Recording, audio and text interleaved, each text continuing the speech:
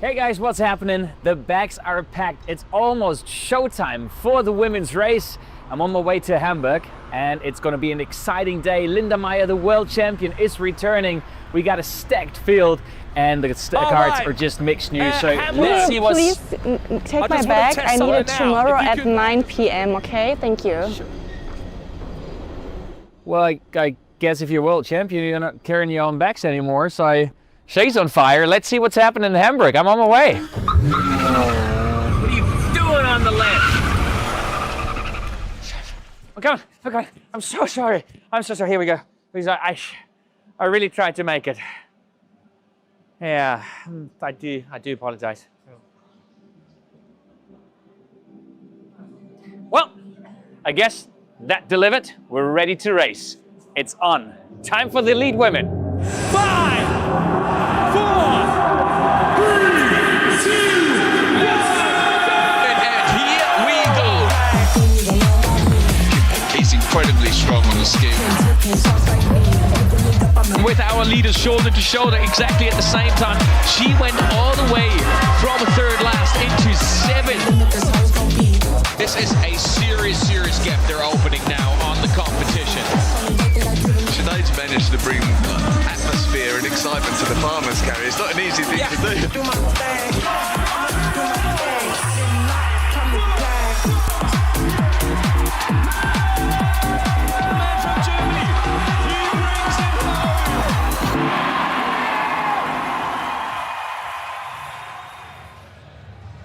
Ladies and gentlemen, a very warm welcome to Hamburg for the debut Elite 15 Major of the 2025-2026 season. And what a location! The road to Stockholm starts here and, of course, trepidly towards the Olympic dream. I am delighted to be joined by two of the best in the business. I have got Till Schenk alongside me and, of course, Greg Williams from The Rocks Life.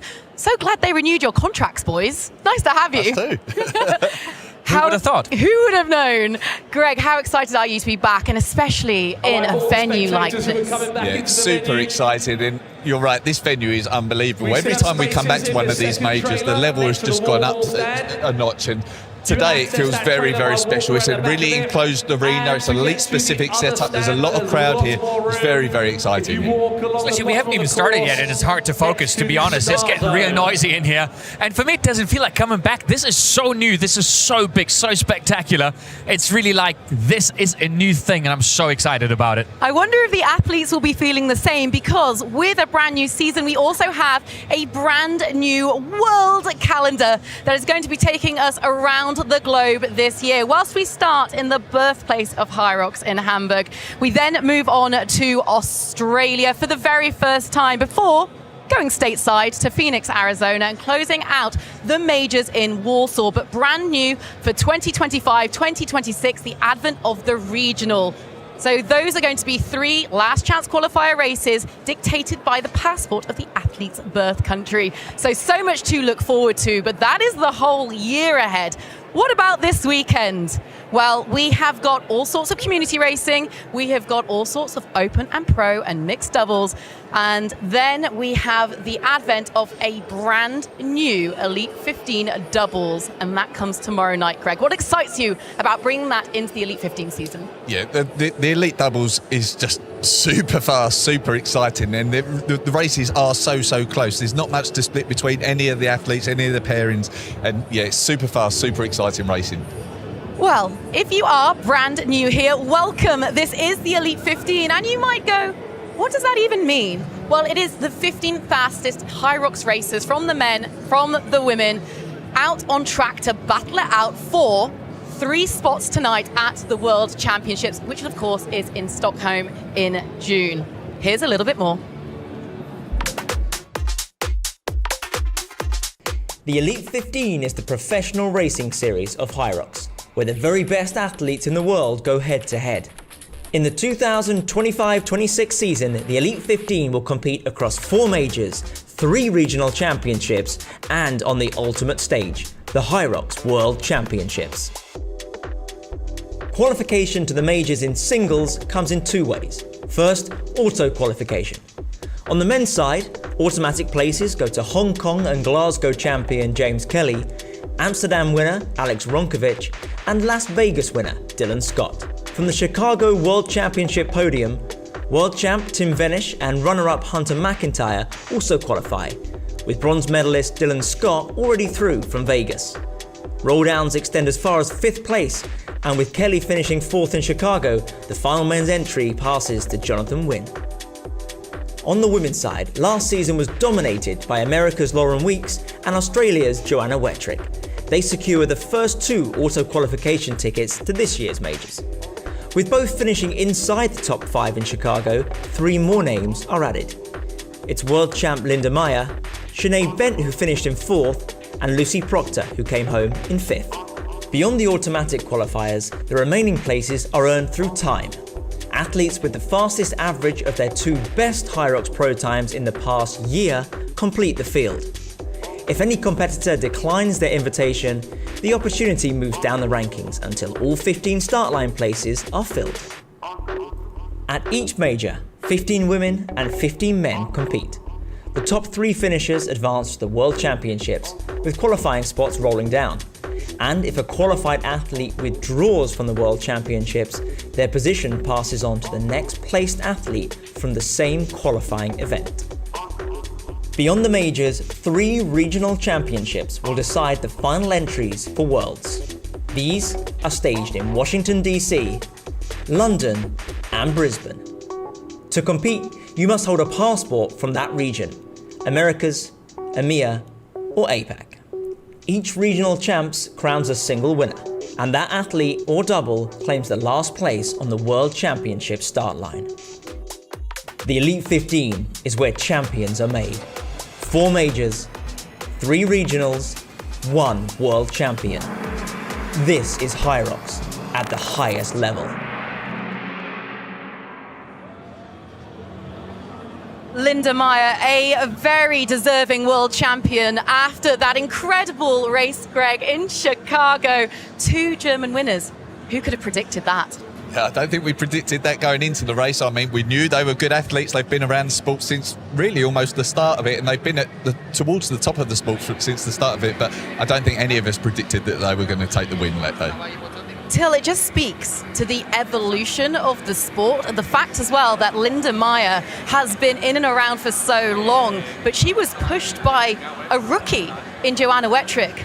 It's an incredible watch. It's absolutely incredible, and it's something we're going to cover and see this season. I'm 100% convinced a lot with the youngsters pushing the more experienced athletes, because I think, to put a finger on it, what changes is you're not doing Hyrox anymore.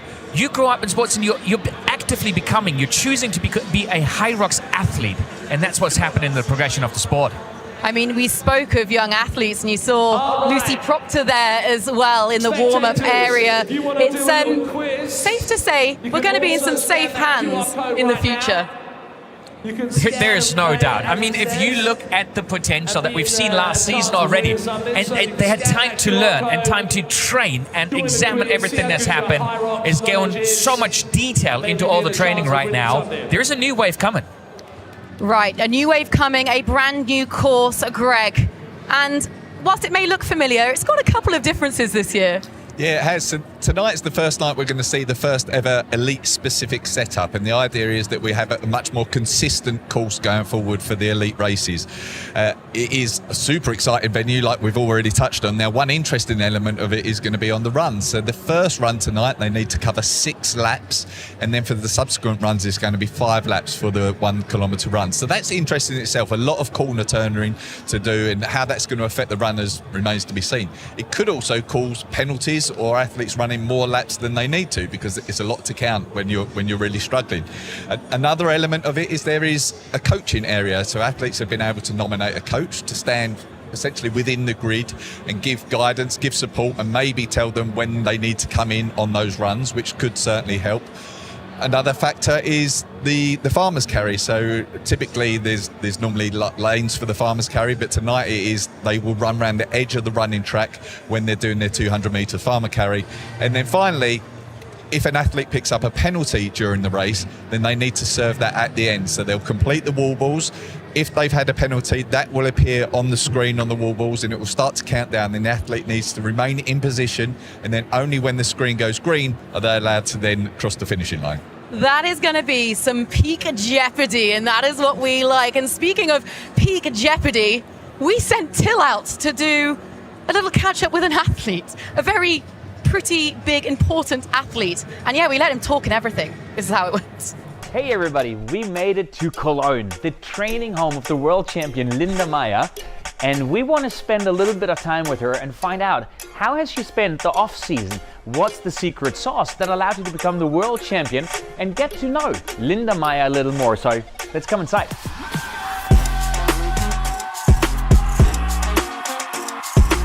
To left, to lower right, stay stable, exactly, and look who's here.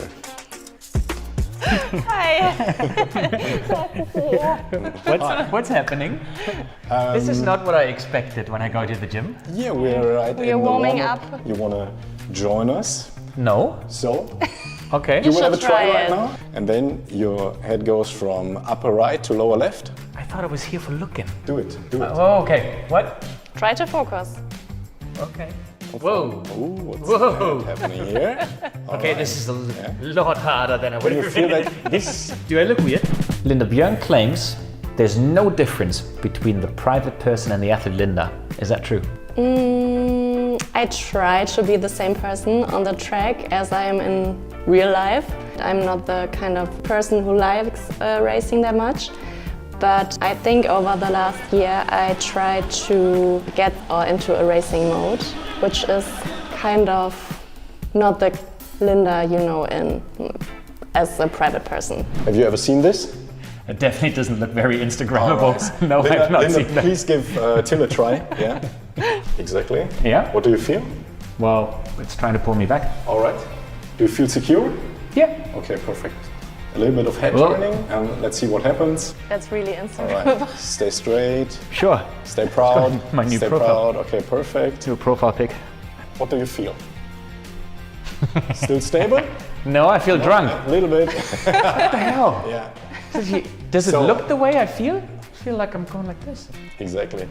There is Linda before Chicago, and there's Linda in Chicago. Then you have to explain what's Linda before Chicago and what's Linda in Chicago. Linda before Chicago is the one who didn't put out the elbows. The one in Chicago is the one who took the race by its horns and decided how the race was going to go.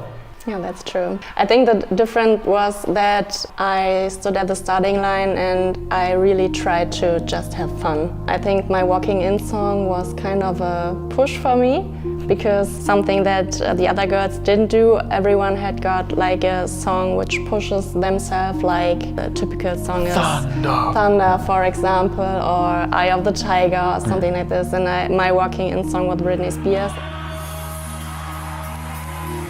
The person I looked at this moment when the song was playing was really surprising. What is she doing? Why is she playing Britney Spears? And I don't know, that was the kind of moment that changed something in me, and I was like, okay, that was fun, and now I'm having fun on the track. It's Britney, bitch.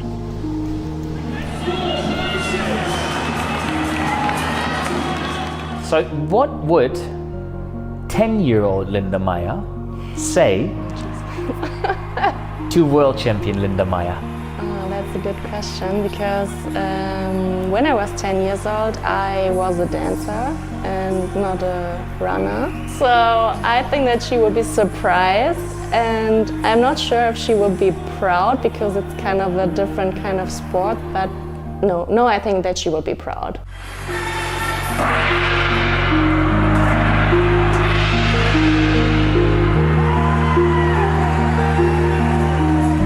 See you in Hamburg. Good luck. Here in Hamburg.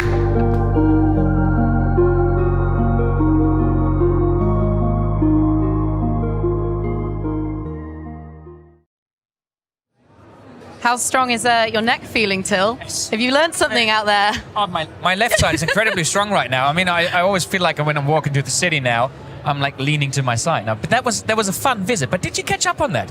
She calls herself a runner, not a Hyrox athlete. It's interesting. It is interesting. I mean, I think a lot of the ladies have come through running backgrounds, so it makes all the sense in the world that they would think to that. Because for a very long time, Greg, this sport wasn't professional. They weren't getting paid to be here, but that is changing. Yeah, that is changing. There's like prize money up for grabs, obviously, at these majors and at the World Championships, but the sponsors are coming in as well. Like Hyrox is growing hugely, and sponsors and companies are wanting to get in on that, and the athletes are able to turn this into a lifestyle now. Now we look at the Elite 15 athletes that are lining up here tonight. Of course, Linda Meier at the top, but Lauren Weeks and Joanna Wettrick, a battle that we saw all season long. Lucy Proctor, a young 21-year-old who's really pushing the status quo. And then a number of roll downs that we'll look into a little bit later, and perhaps some dark horses amongst them, like last chance qualifier from last year, Emily Darnham, or Zara Piergiani, who we didn't see race in the Elite 15 at the World Championships in Chicago, who has a little bit of a point to prove. But Till, it is very much at this stage a season of unknowns. Oh, it's absolutely incredible. I mean, just look at it. You know, Danelle Lowe, nobody's ever heard of her really within the world of Hyrox or Elite 15 racing.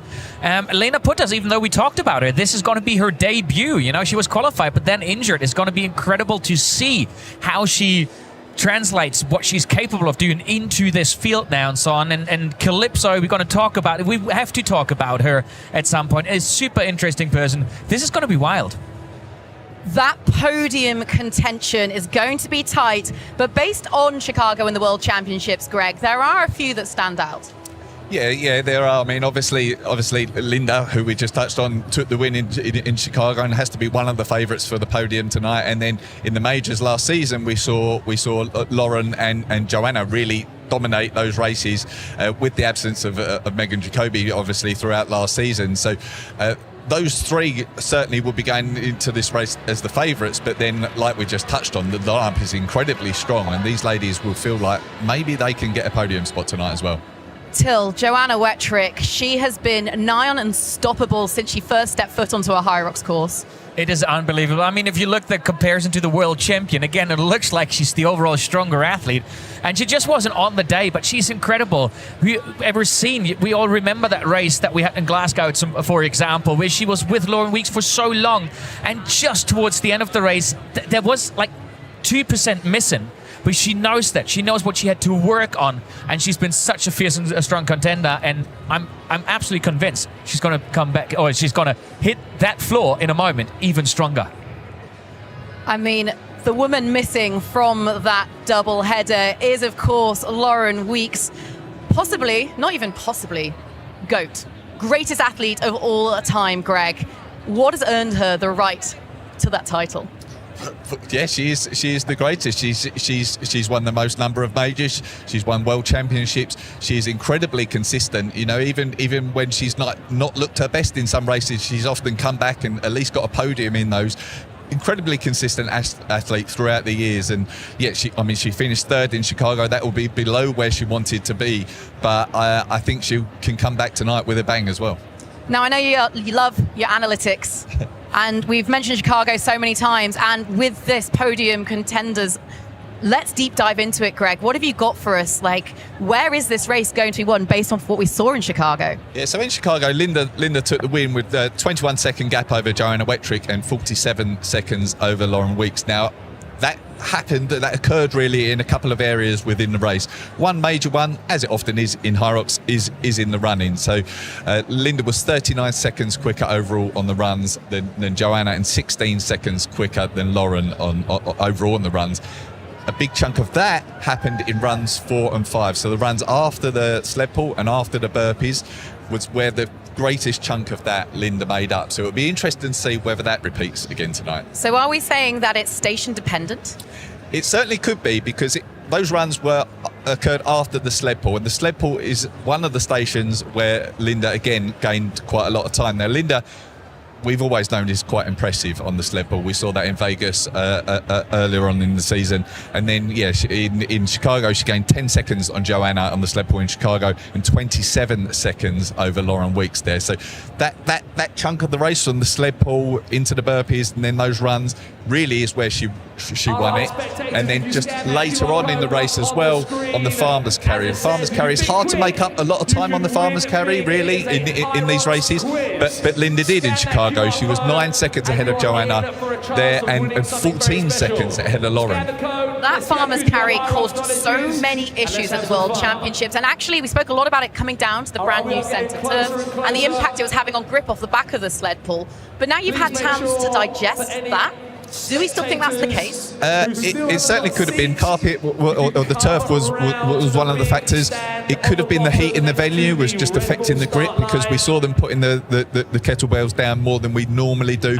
Or it could have just been that they were pushed to their absolute limit, and that often does show in grip strength. So it remains to be seen whether that is what factor that was. One thing we do know is that they're not running on the turf tonight, so they're running around the edge of the running track, so that's not on the turf. So if they perform better tonight, then it could be because of that. Till, you've already mentioned some rookies, but in my mind, the one up there with a 156 out of Maastricht, Lena Pooters. I mean, incredible. I just saw her run past the studio and she was absolutely flying, and you just see it.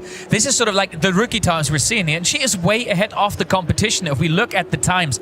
And I think she has overall more experience than Danelle, than Calypso, than Stephanie as well. So it's going to be very hard for the other rookies to be ahead of Lena Pooters today. She has got the ability to drag pace out the gate, and I know we see that with Lauren and arguably now with Joanna as they go off as a pair, but it's another athlete that can really stretch people's cardiovascular capacity on those opening runs. And the answer is going to be, how much is that going to damage people later in the course? But when you put a head-to-head, Greg, with Emily Darnham, and you consider that they are neck and neck when it comes to their entry point, I mean, that's quite telling. Yeah, it is quite telling. It touches on, like we just touched on Lena's run time. So an average of 3:31 per kilometre in a Hyrox is incredible. And we know Emily's a very, very fast runner, but Lena certainly does have the edge there. Another area that she has the edge is on the burpee broad jumps. Then we know that's not been Emily's strong point. She's a very, very tall athlete, and she knows that's where she struggles most. So those areas in particular, the burpees and the runs, is where Lena has the edge over Emily there. It's going to be an exciting battle. Till, in Chicago, you got yourself quite a reputation for having a bit of a big mouth. So I've heard. So, do you know what the producers decided to do? No. They decided to give you your very own hot take. What's it going to be today? Whoa, okay. Top of my head, I'm going with a topic that we've talked about. Today, we're going to see the beginning of the end of the established athletes of the last couple of years. Disagree. You disagree? All right. You're telling me, Emily, Joanna, Lena, maybe some of these new rookies are going to come in and they're going to dethrone Lauren Weeks, Vivian Tafuto.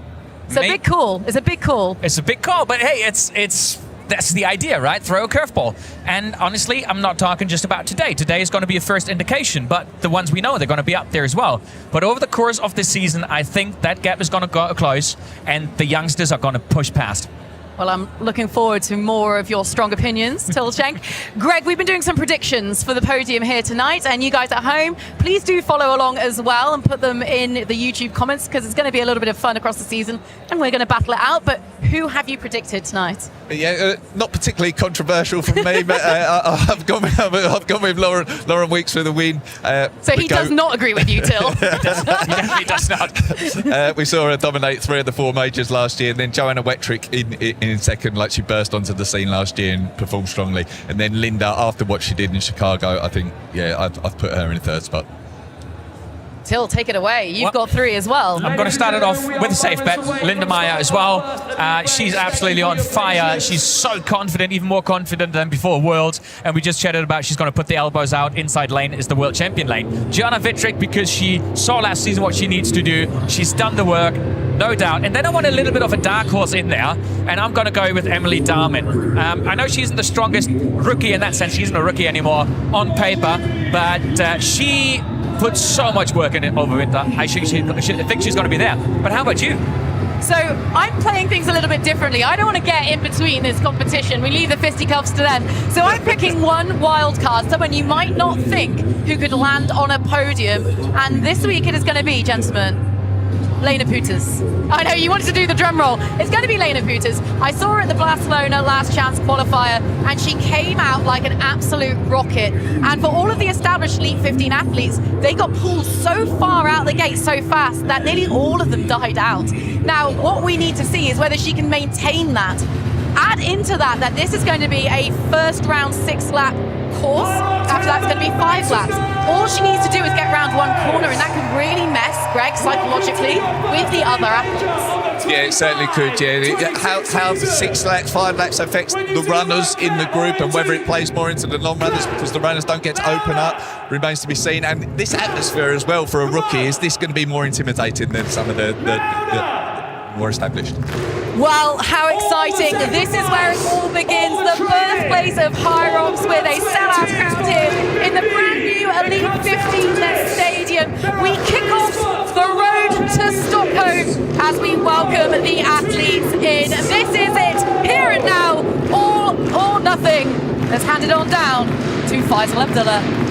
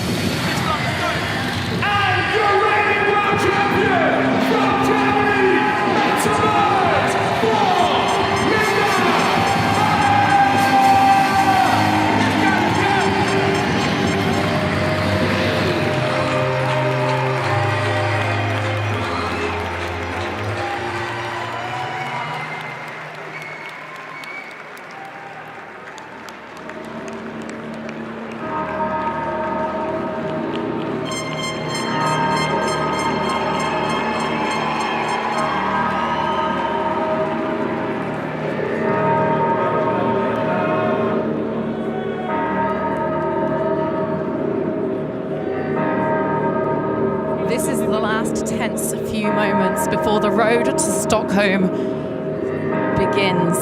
You can see the apprehension, the tension, the excitement on the Elite 15 faces. I'm down here at the start line as Faisal starts to get the crowd warmed up. You've got Lowe, Pooters, Wettrick, Weeks. They're going to be the first out the gate. But 15 women starting their season right here, right now. 3 tickets to the World Championships up for grabs. Possibly the hardest race of the season. And it is go time.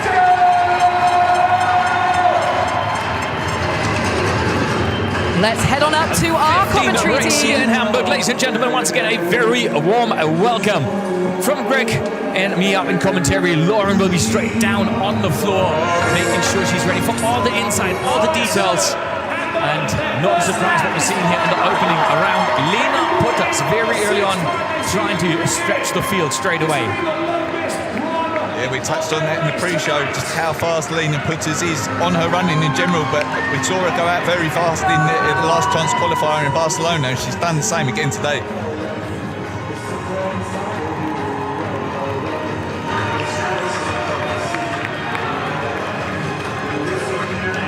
Yeah, if you look at it, I mean, this is what we talked about in the pre-show, right? We got Lena Putters there as a rookie. It's so, for me, so hard to understand she's a rookie. I mean, you know, we've seen her at so many races. We expected her to race in Hong Kong, which was qualified, but then got injured, was on site actually. You've got Lauren Weeks right there. You got Joanna there. That's the duel we've seen in Glasgow in the major last season. And the world champion trailing by just a few seconds there, which again is not necessarily a surprise looking at the opening pace here right now. No, it's not. They look like they've gone out fast, but the group is fairly compact. We have seen it very, very spread out in the early stages of other races. Now, one interesting element that we might see today is because there are so many laps to run, that people are going to start getting lapped fairly quickly if they do fall behind on the running pace. That's going to be psychologically a tough one to deal with. It'll be interesting to see how they're going to handle that. And it's going to be an absolutely wickedly fast first round here, first kilometer run on the way. We see the grid in here. We see our head judge just in the picture there a second ago, making sure. I mean, the judges are going to be on point for this one. Yeah, they are. I mean, the judges have been on point lately, especially, and there's been a lot of, we saw a lot of athletes trying to qualify in Maastricht recently, and they're losing out because they were getting no reps on the wall balls and things like that. So the judges certainly are being hot on this level of athletes at the moment. I can't even begin to tell you how excited I am about this race. I mean, it's like, how will the rookies fare here in Hamburg? You know, what can Lauren Weeks do? I mean, last season, that was a bit of a sting there. I'm sure that set her on fire. Yeah, well, she would have gone into that, I think, expecting to win. And she's obviously, very respectful of the other athletes, but she certainly went into that favourite. She still finished third. It was still a very impressive performance, but not where she wanted to be. But at the end of the day, Linda was super impressive in Chicago, and as was Joanna. So she lost out to 2 very good athletes. And they're opening up a little bit of a gap there. And it's not just Lena Putters pushing the pace, It is Lauren Weeks there as well. We got seeing Danelle Lowe, the South African, in the mix there as well. One of our rookies, saying, hey, run it, I'm here, I'm ready. Yeah. She's come out very, very strong. So she's a South African athlete. She's raced a few times in recent weeks, actually. We saw her racing in Maastricht, and then I think that she's here on a roll down. Essentially, she's got the lowest qualifying time out of everyone in this field, but she's certainly starting out very, very strong. I mean, definitely. And you know what it's like. It's like this. Well, you don't, because we've never had a setting like this. This is absolutely insane. I think it's fair to say, like, we were just sitting outside when they started doing the sound check in here, and it's just incredible. It just makes you want to race. It makes you want to move. And as a rookie, maybe a little bit of a thing, though, where you risk over-pacing in this first lap as well. All right, here they come going in. You called her the GOAT, Lauren Weeks first into the ski erg, and then it's just a little bit of a gap. The second group there with Jess Petro. We're seeing Linda Meier as the reigning world champion going in there as well. That is the group behind Jason right now. Melanie Maurer. Now, can we talk about Melanie Maurer for a second? You know, she's this tiny, tiny athlete, and she's gotten so strong, being coached by Fabian Eisenlauer, one of the hopeful Germans to eventually make the Elite 15. And the way she improved in last season, that's been incredible. Yeah, I think she comes from a triathlon, duathlon background, super high level in those sports, and then she's come into this and really, like, it's done incredibly well, very, very quickly. Now, it is her running is her strong point. She can lose time against some of these other athletes on the stations, but the running is certainly her strong point. And I wonder, as one of the smaller athletes in the field, I wonder if the amount of corner turning that needs to happen on this elite race setup, where there's essentially 5 laps per run, I wonder whether that will play into her hands a little bit more. It's an interesting one you mentioned. I've heard from athletes they did actual cornering training. That's something I never would have thought about, and it just proves, the detail they're working with now. Yeah, absolutely. And I heard that recently talked about in the Premier League football, because footballers aren't running in straight lines anymore because they don't do that in a match. I just want to say, you understand, in football, a corner is something different than cornering. No, I get it. Just kidding aside. No, but it's an interesting one. I didn't know that. Yeah. Cornering has become part of training. Wow, I'm old. Lauren Weeks in the lead, but look at the pace that Joanna Wittrich is going. She was right there with her, and she is the only one consistently staying under the 2-minute mark right now on the 500 as we're going through. So she's actually moved past Lauren Weeks right now. She's just a little bit ahead of Lena Putters, but Dinelle Lowe, she's right up there. Yeah, she is. And I've got to say, that pace that Joanna's holding there, 1:57 per 500, but she looks super calm and composed with it. It's not like she's got this super high stroke rate. She doesn't look like she's busting her gut to hold that sort of pace. So very impressive. And yeah, she's quite considerably quicker than Lena Putters there. 10 seconds at one moment there per 500. So yeah, she's looking pretty calm and composed. This is one of the stations I'm really looking forward to seeing how it's going to progress throughout the season, especially with the newbies coming in. I had the joy recently of training with a Norwegian elite cross-country skier, and it's very, very different how they attack the 1000 on the ski erg. It's short, quick movements. The reps are going up to 50, 55, so way faster than we're seeing here, but also way shorter stroke, and it felt oddly comfortable, I have to say. So I'm looking forward to seeing if that's something that's going to translate eventually into Hyrox, training more with really specific specialists. Yeah, and I've seen footage of the marathon ski world record, and again, it's very short strokes. It's certainly a different style to what we've seen in Hyrox. Lena Putters, she lost a bit of speed here, so she's dropping just slightly back now. Again, Joanna Wittrich very clearly the leader in the moment here, 807 meters into that ski erg. Lena Putters right up there with Lauren Weeks. Dinelle Lowe moved kind of in between, just a little bit ahead of Lauren Weeks there, and Linda Meier doing her best to close that gap as well, but Jess Petro absolutely flying. 50 meters. Hamburg, when they get off the ski erg, you better make some noise. First station will be done. Emily Darman there down in 13th as she came into the ski, but she looks like she's held a good pace on this ski. She'll be coming out very soon. So she's caught back some time there after a slower run than some of the other ladies on that first run. All right, here we go. Back out onto that run, workout number 2.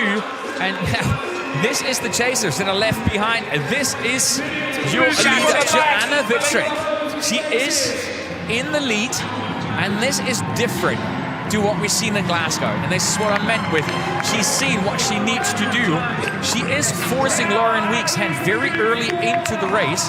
And correct me, but I think it's what she needs to do, because in the past, she lost the race to Lauren sort of in the last third. So she's got to find a way to have Lauren really tired going into the last third of the race. Yeah.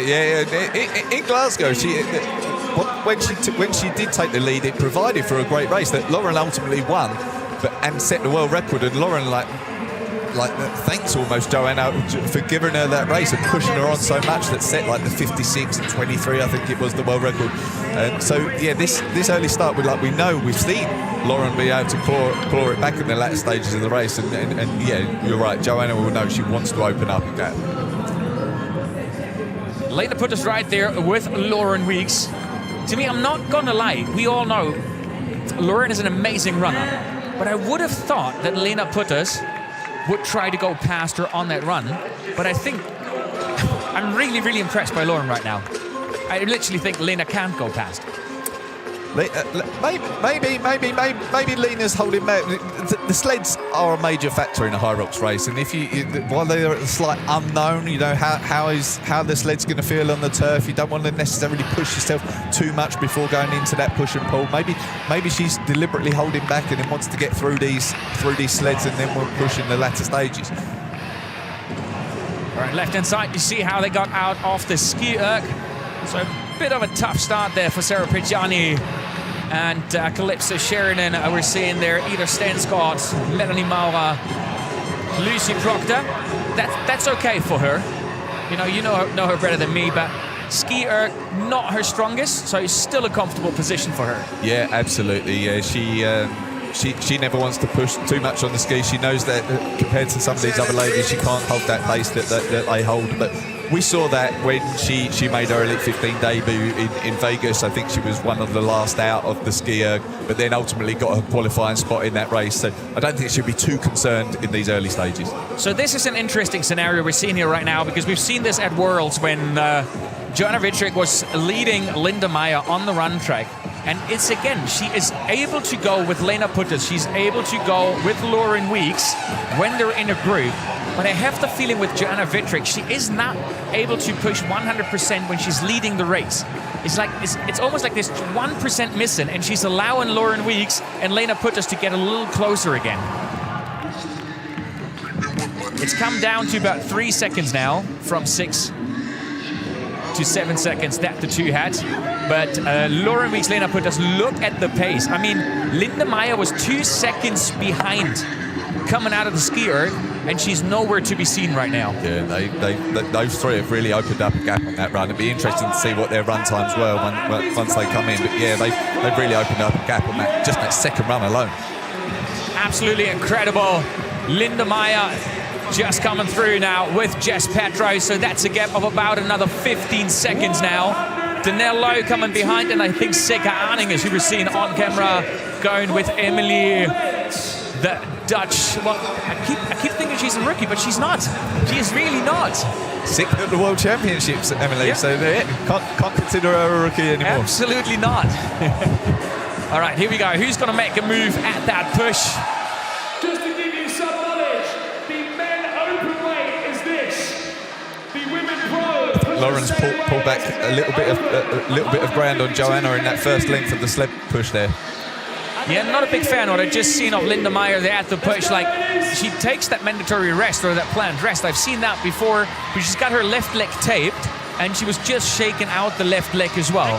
So she pretended to be 100% in shape and ready to race, but to me it seems a little bit like there might be a niggle, just something off with the left leg.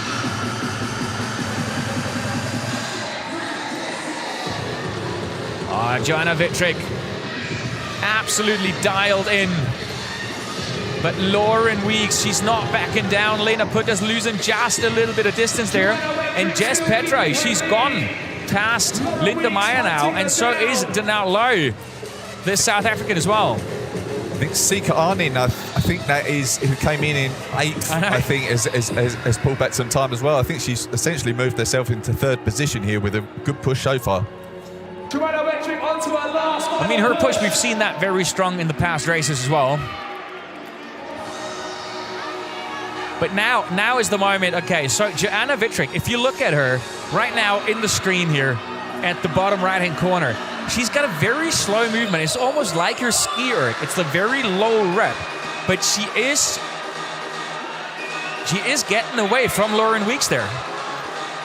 Yeah, and I've personally found when I've been training that sometimes a lower sort of speed of step can help you stop less often, and so maybe Joanna's doing that deliberately. Maybe she's just trying to prevent a number of stops that she needs to take, but push it a little bit slower.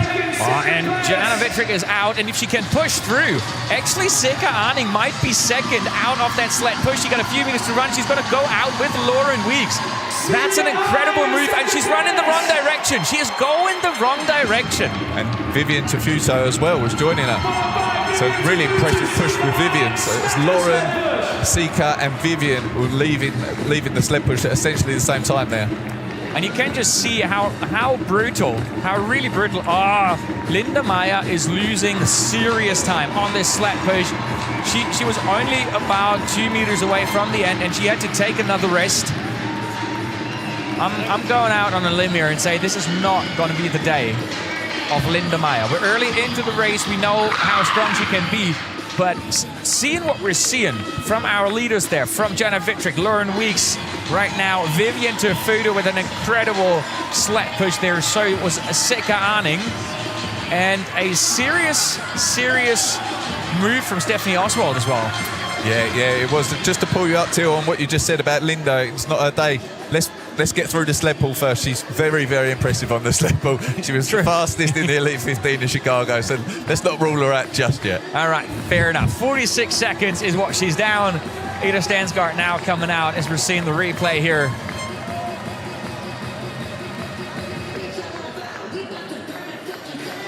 So, time sled push, 2:22 for Joanna Wittrich. Vivian Tafuso, a 2:09. That's really, really fast. That's really fast.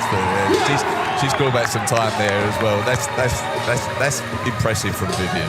That is absolutely incredible. And this is the scenario we're talking about. Linda Meier, the world champion, is about to get lapped by the leader, Joanna Wittrich, after 2 workouts. Yeah, that is brutal. Yeah, that is brutal, and that can maybe be demoralising if you're going to get lapped, and it can perhaps also add to the confusion as well when you need to go in on your run. Like, is it going to confuse people if they're going in a lap earlier or a lap after? Be interesting to see how that plays out. But it's interesting to see she might actually not get lapped after all, so she's keeping her at bay right now, just a couple of meters behind.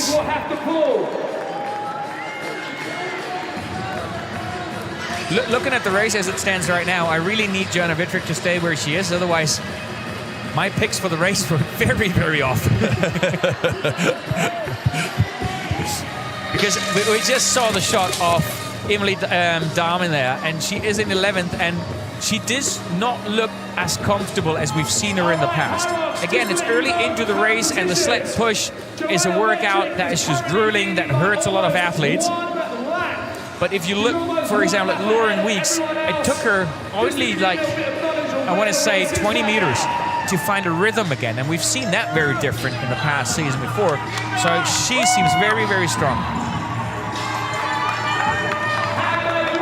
Well, Linda Meier's got time to smile. That's always a good sign. Yeah, she's smiling, yeah. With Emily, I think she likes like a longer endurance race. I think she'd be happier if Hyrox was twice as long or 3 times as long. So these early stages, you know, again, you can't rule her out, because I think towards the latter stages, she won't slow, you know, like some other athletes might. At some point, there's going to be a Hyrox Ultra division, I'm sure. And it looks like the chalk is coming out already for Joanna Wittrich. Here we go. Everything stashed into the race outfit.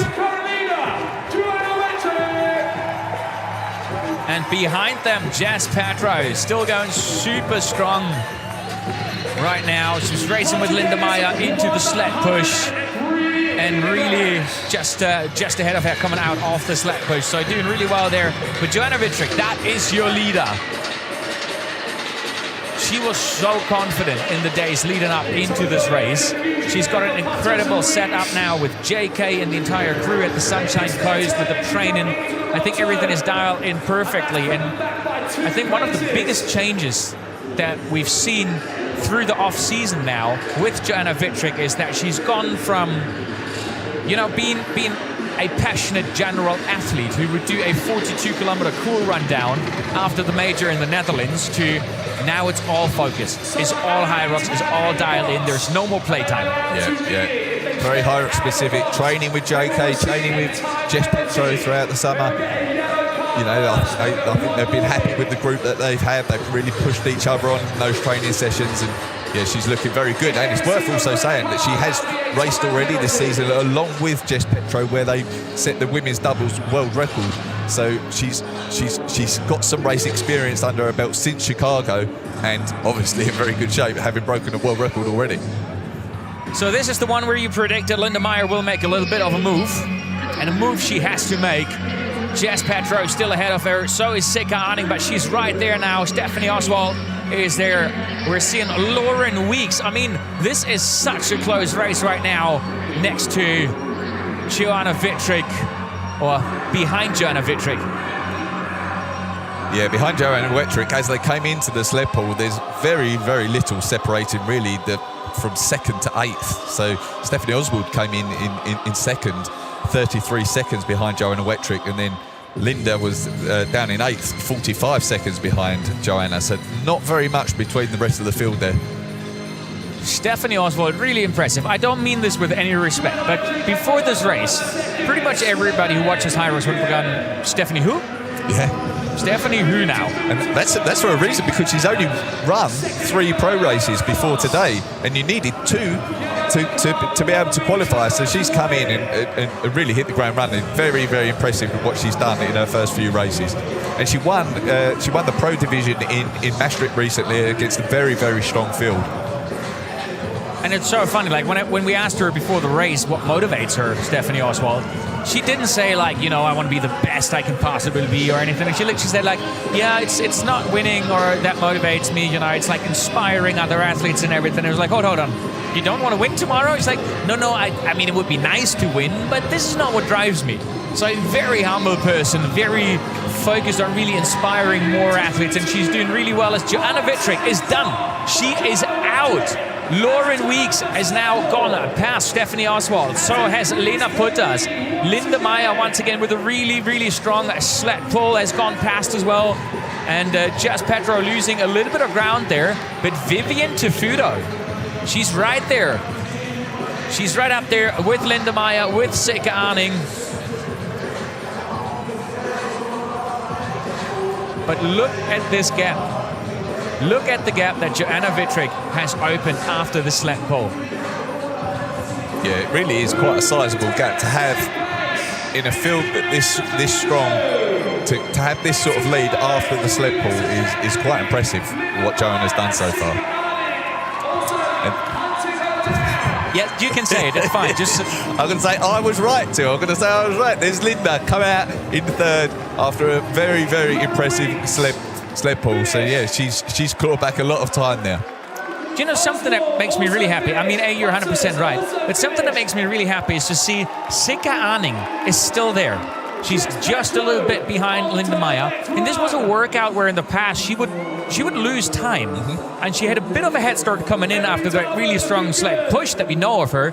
But it looks like she's done the homework at the sled pull. Yeah, she has. Yeah, she has. She's looking good there. She should be happy with that position she's in now. She will be conscious that she has struggled with wall balls, for example, later on in the race. So if she wants to get in one of these qualifying spots, she knows she's going to want to go in those in a very good position.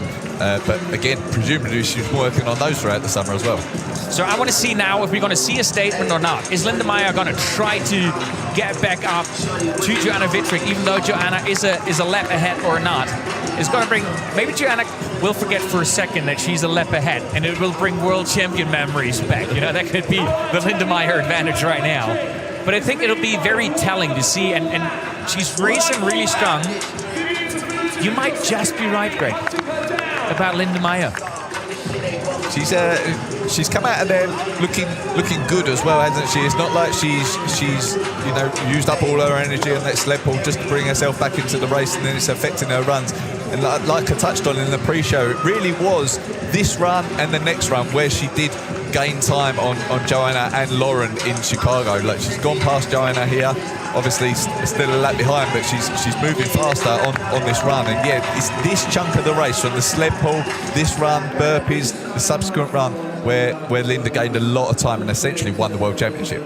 She's even crawled back 6 seconds now on Vivian Tafudo, and Calypso Sheridan trying to stay with that group behind now, one of our rookies who came out 10th out of the sled pull. And I think today might be a little bit of a lesson for Calypso right now, that if you want to be at the top of the sport, she said specifically, she doesn't really train Hyrox specific, she just loves sports in general. She wrote to me before the race what the hardest and most fun hikes would be after the race down in Bavaria, where she's traveling to. And while I appreciate that attitude, I think we're this season, you can't do that anymore if you want to be right up there. No, it's certainly becoming harder to be able to do that. But that said, she's qualified for this race with some seriously good times without having, similar to Stephanie Oswald, not having run in Hyrox a huge number of times. So what she's been able to do already is very impressive. And if she does give it more time and more specific training, it's quite exciting to see what she can do. All right, look at that picture that we just had there. Linda Meier and Vivian Tafudo going into the next lap. And our leader, Joanna Wittrick, is coming in already. So one run lap, so exactly 200 meters ahead. Yeah. Just looking further down that list there, as leaving the sled pull, we saw Danielle Lowe in the early stages of the race do particularly impressively, but she's lost some time there in the sled pull, and she's down in 13th at the moment. So, you're the numbers guy. If Linda Meier wants to find a way to make up roughly 35 to 40 seconds on Joanna Wittrick, where is it going to happen? I think it happens very, very soon if she does it, because Joanna is super impressive at wall balls. She's been super impressive at the lunges, so I don't think you can leave it to the later stages of the race unless something goes wrong for Joanna to be able to do it. I think Linda needs to do it here in the burpees, where there is the opportunity to claw back some time on other athletes quite often. And then I think this run after the burpees can often be super difficult, and I think if Linda can put her foot down on that run, I think there's the opportunity to claim back some time as well. So I think this next station in the run after is particularly important. And then in Chicago, we also saw her gain some time on the farmer's carrier as well. Oh, and right now, look at that showdown behind Joanna Wittrick. Linda Meier, Vivian Tafudo, who is flying through that first round of burpees right now. She made a good move, catching back up to Linda Meier, bridging that little bit of a gap that there was going into the workout together with her. But behind her, Lauren Weeks, and then somebody who really, really loves burpees. Lena Putters, I mean, like, she's posted incredible times at the burpees, but that first round of burpees at Vivian Tafudo.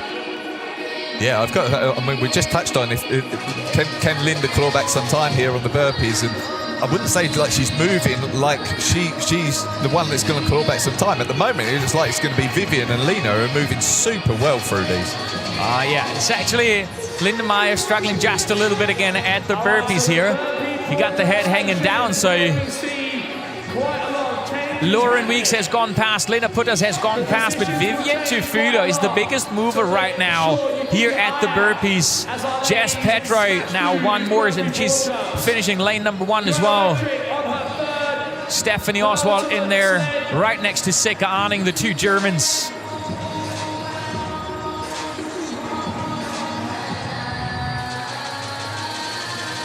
Right, 2 more burpees there for Joanna Wittrick to finish lane number 3. And if you look at it, so when she started lane number 2, she had the first 2 burpees in for Vivian Tafudo to start a first lane.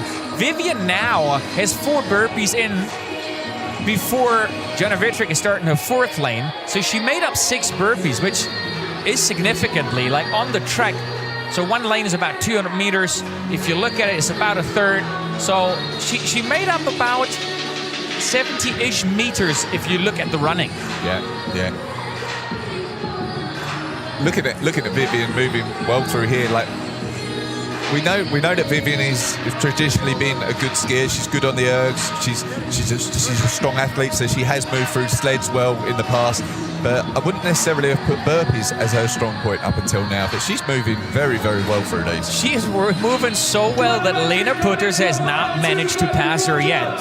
And Stephanie Oswald and Sika Anning doing real well. Both of them have gone past Linda Meier. Yeah. Linda's not moving great through these burpees at the moment at all. She looks like she's struggling. Certainly not as well as she was looking on those in Chicago. Definitely not. Joanna Wittrich, she is out. She grabbed a drink, and in this second, she is back onto the track right now. And is it going to be Vivian Tefudo or Lena Putters? Lena Putters making her late move now.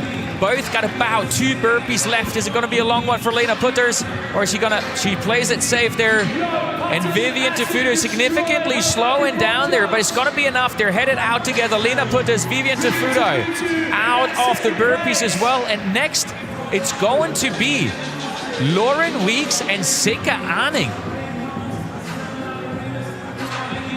Stephanie Oswald made an early attempt to stay with Sika Anning. She's paying a little bit for it right now, looking down at the track, and here goes Lauren Weeks out onto the run, back on the hunt here of our top 3.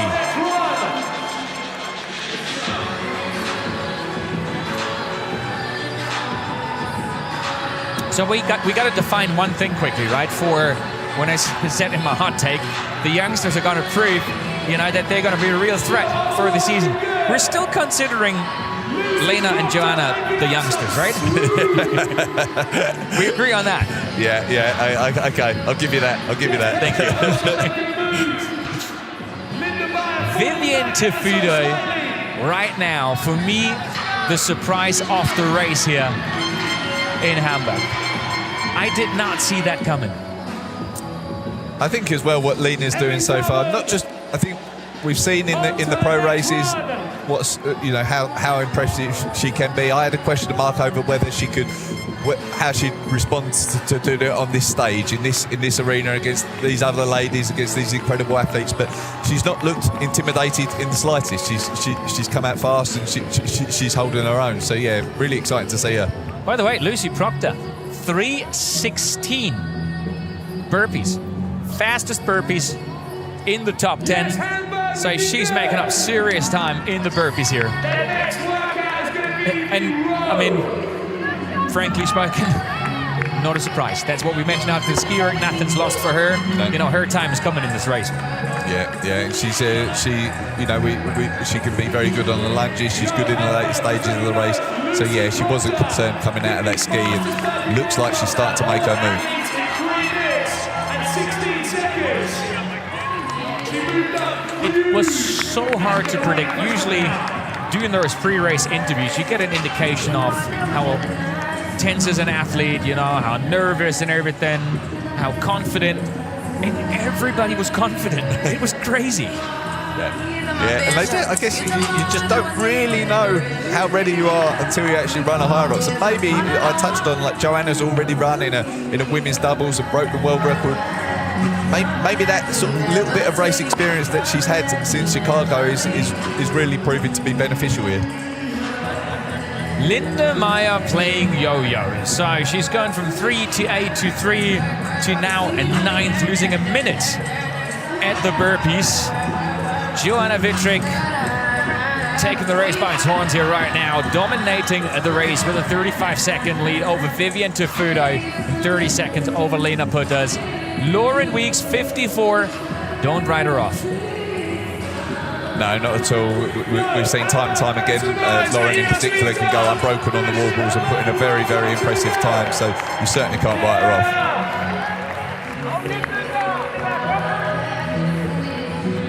Got to say, Linda is looking quite strong on the runs, actually. I wondered how she'd be looking after, looked like she was struggling on the burpees, but she has come out and she's looking reasonably composed on that run. One of our rookies, Calypso Sheridan, losing a lot of time here at the burpees as well. But our leader, Joanna Wittrich, is into the row, making sure everything is clean. So you got to be into, like, with the feet in, strapped in proper before you're allowed to start rowing. And here we go, laser focused.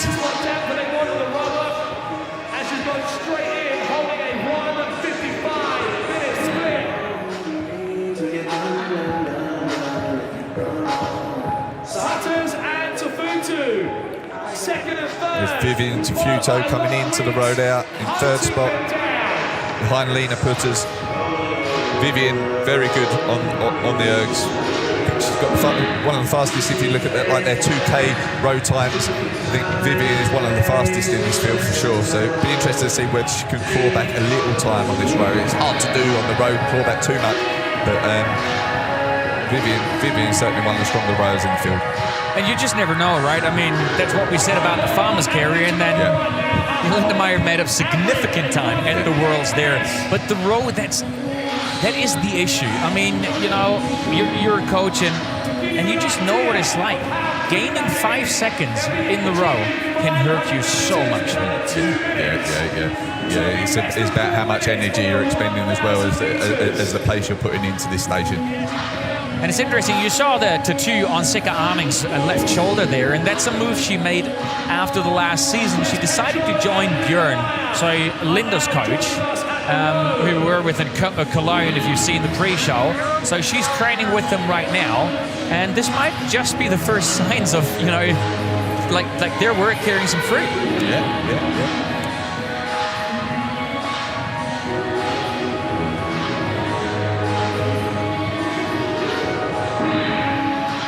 Joanna Vittrick halfway through that row in a moment. Lena Putters, Vivian Tafuto, this is what we're seeing there.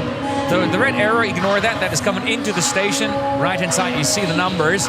And there you're seeing that Vivian Tafuto, that's what you said, Greg. She's got a really strong row. So she's gone past Lena Putters there already. She has, but I would say that Lena looks like she's holding a pretty good pace there. I wouldn't have put this as one of Lena's strongest stations by any means, and I must admit I thought Vivian would be pulling past her a little bit more than she actually is so far. So Lena's obviously feeling in pretty good shape at this stage.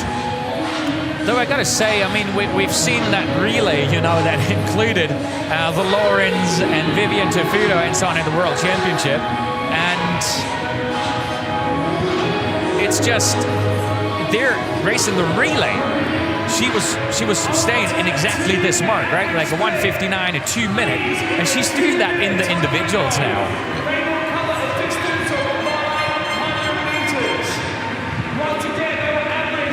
Keep an eye on Lauren Weeks there in fourth though. She's not too far behind. I think she's caught back a few meters since sitting on the row. So yeah, you certainly can't rule her out yet.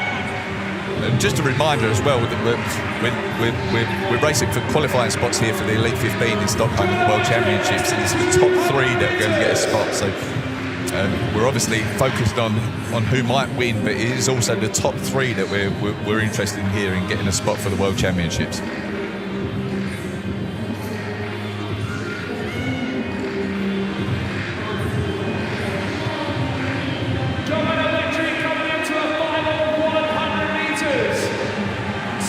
Joanna Vittrick almost done at the ski erg.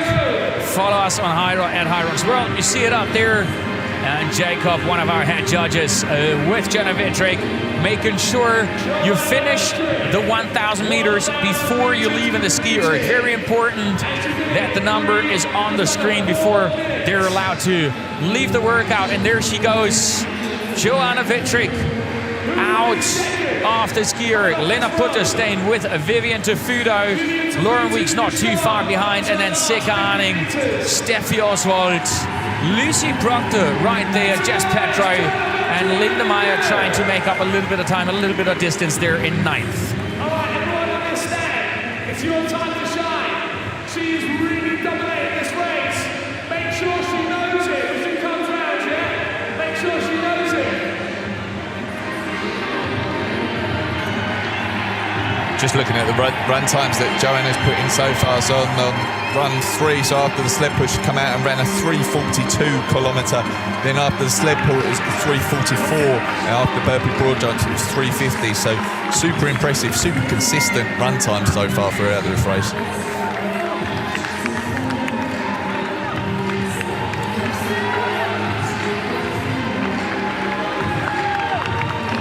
Great picture-in-picture that we're seeing here, Joanna Vittrick. She is there with Lauren Weeks now. Lauren Weeks a lap behind after the ski erg. Vivian Tafuto out, Lena Putters out, Sika Arning just finishing now. And then it's going to be Stephanie Oswald with a little bit of a lead over Lucy Proctor, and she's going to try to run straight back up to Sika Arning. Oswald, Wenisch. Closely followed by Lucy Proctor and Jess Petro.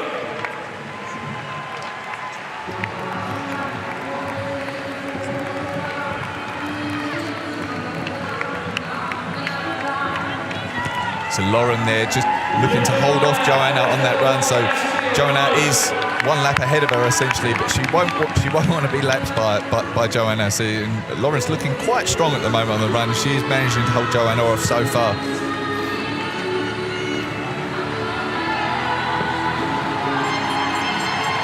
It's Melanie Maurer there on the right on the row. Zara Piergiani next to her and Danielle Lowe. There's Melanie leaving the row.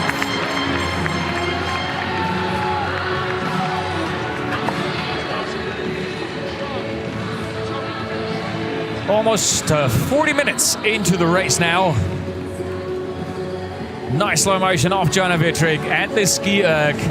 Station number 5. So we got 3 workouts left. She's almost on the way in to workout number 6. As we're just seeing Sarah Perjani leave the ski erg now. So Joanna Wittrig a 4:17. Only Emily Damen from the Netherlands with a 4:16, a second faster. So right now there's no getting near Joanna Wittrig. And looking at the gap of 34 seconds on Vivian Tafudo, 43 on Lena Putters, and 47 on Lauren Weeks. Lauren Weeks theoretically still the strongest threat here in that last third of the race. We've mentioned it before, it's that last third where Joanna Wittrig had a tendency to lose the races when she pedaled it out with Lauren Weeks like we saw in Glasgow. But it's not a shoulder-to-shoulder race anymore. No, it's not. And I think with this sort of gap, knowing that she can do wall balls unbroken, knowing that she's impressive on the lunges, it's hard to see that she's going to drop enough time for some of the others to catch her. I was just looking at Lena Putters, her last pro race, how she did on the wall balls. So she did 4:18 wall balls in her last pro race, which was in Berlin, which is maybe like a minute slower than what Joanna or Lauren could do, for example. So if she hasn't been working on her wall balls, if she can't do those unbroken, then we wouldn't expect her to claw back some time on Joanna. So, we're seeing a provisional penalty for Melanie Maurer, so we're trying to find out more about what happened there for Melanie Maurer. But this is the workout I've been looking forward to the most after the drama we've seen at the Farmers Carry at the Worlds. Let's see if it's getting any better. So, the kettlebell farmer carry. So yeah, we saw athletes putting the kettlebells down in Chicago more than we typically would expect, and we weren't quite sure why that was. Was it the turf that they were doing along? Was it the heat in the venue? Was it that it pushed themselves so much? So yeah, it's exciting to see what happens here. It's worth just pointing out as well there that Lauren Weeks has clawed back some time on Lena Putters and actually passed that going into the kettlebells. Really strong run, by the way, from Vivian Tafudo. If you look at it, she only lost a second now on this run on Joanna Wittrig.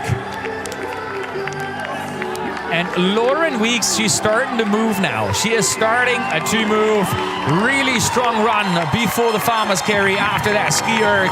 Only 37 seconds down now. Lena Putters pretty much staying where she was. And right now, looking at Joanna Wittrig, it looks like we might see a lot less drama in the Farmers Carry, right, than we've seen at the Worlds in Chicago.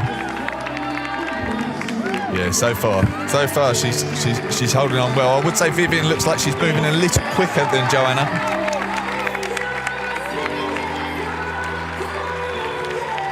And look at that, Linda Meier just now coming in. This is this amazing new setup that you mentioned in the pre-show. We're not on the turf, we're actually on the run course. We're doing a lap off the run course, so you've got your competition still running on the inside while you're already at the workout. And I think that's Lena Putters. Yes. Yeah, Lena Putters is having a rest there, put the kettlebells down. That gap on Lauren Weeks definitely opened up now.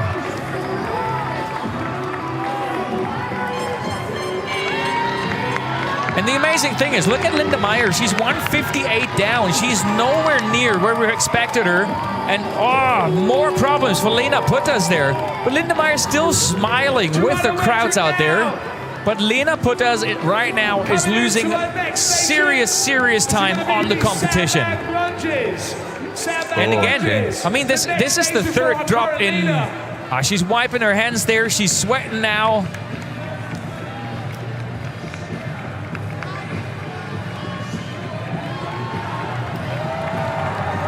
I'm really looking forward to seeing those times. You got to wait, make sure that the kettlebells stay upright. They're not allowed to fall over. And there she goes. Stephanie Oswald in the picture right now, the German rookie, making her way. She's got one more turn there, and then she can turn right. Lucy Proctor right behind her. Jess Pedro with a black headband there. And then we're seeing Linda Meier, the world champion, and in the background with a red top, that's Emily Dahmen. Melanie Maura, the Swiss woman, all the way back there. But Seka Anning now out as well, and that is definitely not the minute anymore that she was behind Lena Putas. But how about Stephanie Oswald? I mean, I gave her a strong opening and was like, okay, she's excited, she's going hard. We're 6 workouts in, she's still there. Yeah, she's still there. She's still there. She's like I said earlier, she's not got a huge amount of Hyrox race experience. She's come in, she's set 2 times that have qualified her for this race. One against a strong field relatively recently, yeah, and she's not been fazed by this opportunity today at all. And I'm just saying, another youngster doing really well here in the race. Till's hot takes started off strongly. We got a great mix there, as we just saw the split times at the bottom here. Joanna Vitrick, Vivian Tefuta at 124. Absolutely smashing the farmer's carry. So left-hand side, the splits, that was the in. The out now, Vivian Tefuta only 24 seconds behind Joanna Vitrick, and she managed to hold the same pace on the last run lap. So Vivian Tefuta is not out of contention for a potential win here. How's she going to do on those last 2 workouts? She can. I think she needs to do it before the wall balls. Put it that way. So looking at her last race in Chicago, she did a 3:40 on the wall balls. So I think there's probably really 2 breaks that she had there, whereas Joanna would typically go unbroken. So I think she needs to do it on the runs. I think she needs to do it on the lunges. Whether it's too much remains to be seen. But at the same time, like with potential for no reps, not hitting the target in the wall balls, things like that, then that could become a factor as well that could affect Joanna. So yeah, you certainly can't count anyone out at the moment. But did I just see that right? It's a 2-minute penalty that we've seen there for Melanie Maura. Yeah. Ow, that is gonna hurt. So I think she went into the out arch for the rock zone. So just let me get that straight. You explained to us earlier with the new format, they're going to finish the wall balls, they're going to be informed there is a penalty, and then they're going to wait the time that the penalty is, and she has to wait 2 minutes, 5 meters away from the finish line. Yeah. That's just brutal. Yeah. All right, Joanna Vitrick, your leader into the sandbag lunges. And we're still waiting for the chasers to come in. She is looking laser focused, still looking really strong. Down there on the turf, Vivian Tefuta, Lena Putas coming in shoulder to shoulder. So Lena Putas, really strong run there. And next one should be Lauren Weeks. There she comes. Still fighting with everything she's got, the way we know it from Lauren Weeks.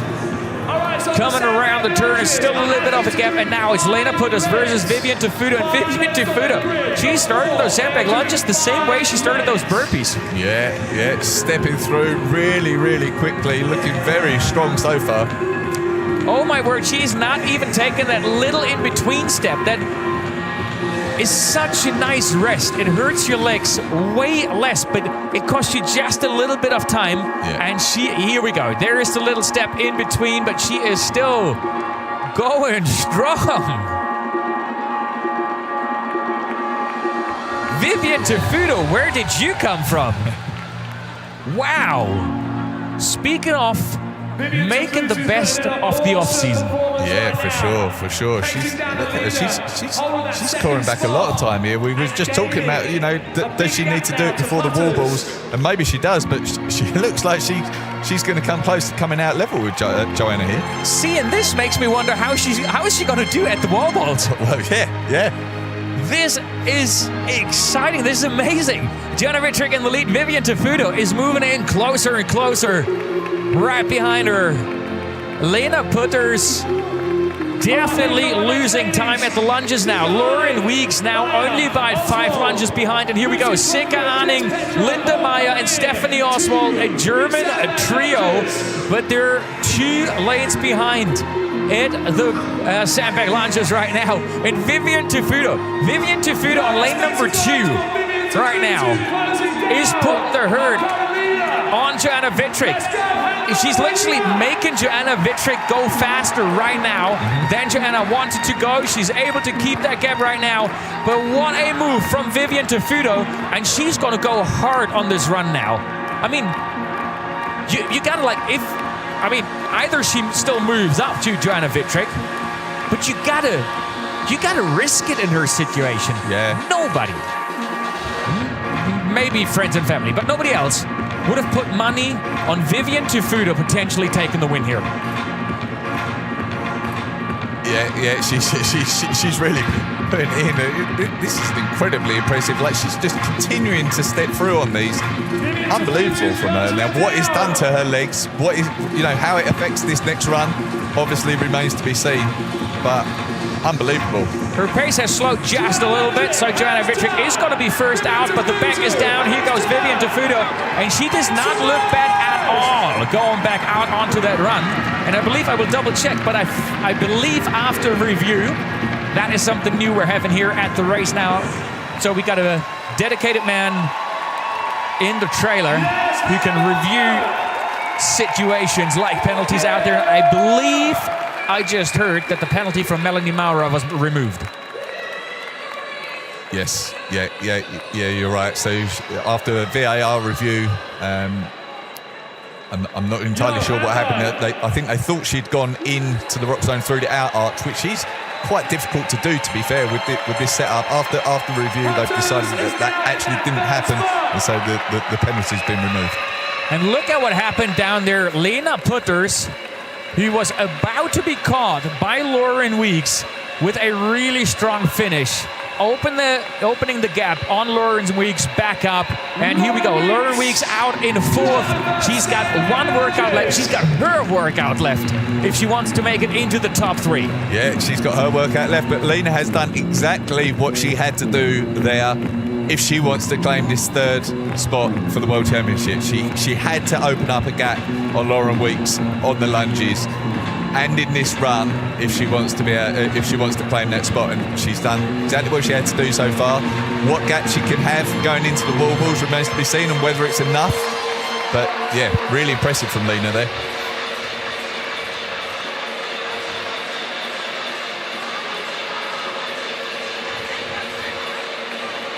All right, Sika Arning in the picture.